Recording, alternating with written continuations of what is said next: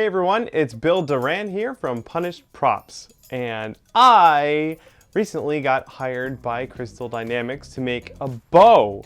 Not just any bow though, Lara Croft's new bow from the new Tomb Raider game. So I did it, I built it, and I'm going to show you exactly how I did that. I started out by drawing up some blueprints using Inkscape, following some concept art that I got from Crystal Dynamics. Then I took that blueprint and I printed it out full scale so that I could use it to transfer to some wood and build my pieces. I cut out several lengths of MDF wood and then laminated those together to get the thickness that I needed for each of the bow pieces. Then I transferred my templates onto those MDF pieces and cut them out roughly using my bandsaw. Once they were cut out, I could use my spindle sander to clean up all those rough edges. I then turned all those pieces 90 degrees and traced on my profile shapes to get both axes looking really nice. Again, I cut those out using the bandsaw very roughly, but then I went back in with the spindle sander. Oh, I love that spindle sander. And cleaned up all those surfaces. I also used a hand sander to get it really nice looking. Once I was happy with the shape, I went back in with that lovely spindle sander and rounded over all of the edges to get a really nice contoured shape.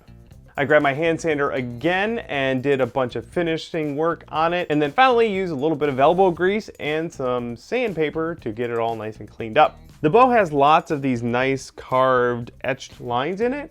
So I did all that by first tracing it on using a pencil, and then I went in with my Dremel and carved those lines right in. Those lines then got cleaned up with some sandpaper. The bow also has these cool cross pieces on 4 parts of it.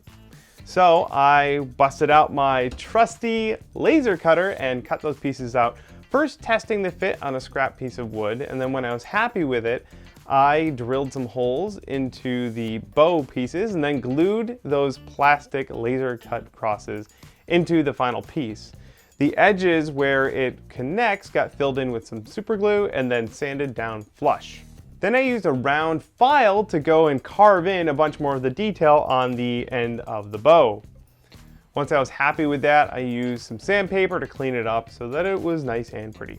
When I was happy with all of the carving and sculpting on the bow, I sprayed the whole thing with some filler primer to knock back a bunch of the MDF texture.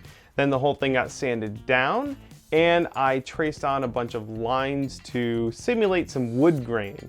Those wood grains were then carved in again with my Dremel. Then I did a whole bunch of filling and priming and sanding until I was really happy with the finish on the bow to prepare it for mold making. When it was ready to go, I mixed up a bunch of silicone to make my mold. The silicone got degassed, and then I poured a whole bunch of it onto the clayed up masters of my bow. Once one side cured, I flipped it over and did the same thing on the other side so that I would have a 2-part mold. With the masters removed from the mold, it left a hollow cavity in the silicone. I then sandwiched those back together and filled it up with a tinted urethane resin and allowed it to cure. Once the resin cures, it turns into a solid chunk of plastic and I can peel the mold away, revealing below the wonderful, nice looking finished piece. I did this for both sides of the bow because there were 2 parts. And then I cleaned up the pieces. There's a little bit of flash left over, so that all had to be sanded down to look all nice and pretty. Then the bow pieces were joined at the middle using a threaded metal rod so it would be nice and structurally sound. That left the seam between the 2 pieces. I used a little bit of body filler in there to fill in that seam, sand it down flush, and then carve those lines back in so that it all looks like one big bow piece. With the bow completely assembled, it was time for paint.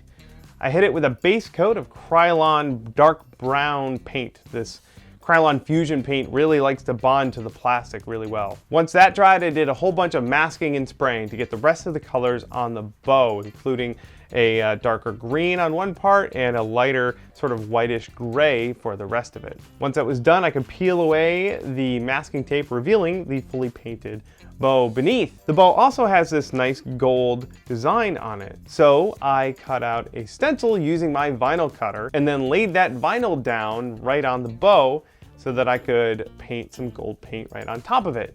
Then all I had to do was peel away the vinyl, revealing a wonderful gold pattern below. Then once all of the paint was dry, I went and scuffed up the whole thing using some sanding sponges.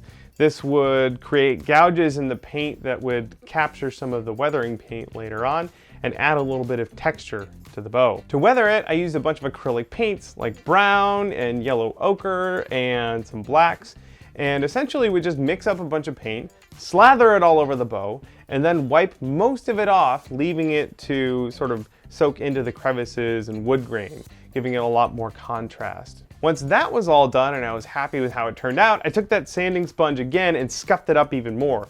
This would let me pop out some more of the highlights or pull back some of the areas that got a little too much of the weathering paint, and it also added even more contrast and texture. Once I was happy with that, the bow was completely done. The only thing left to do was to put a string on it. In this case, I used a piece of elastic, and then give it a test run.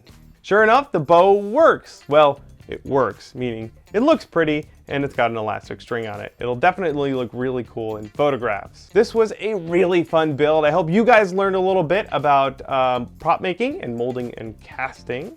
There will be a link down below to all of the different materials and tools that I used for this build.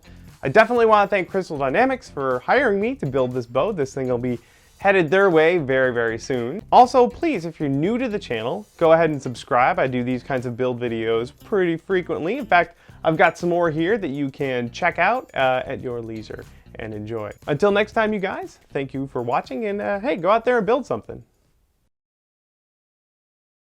All right, go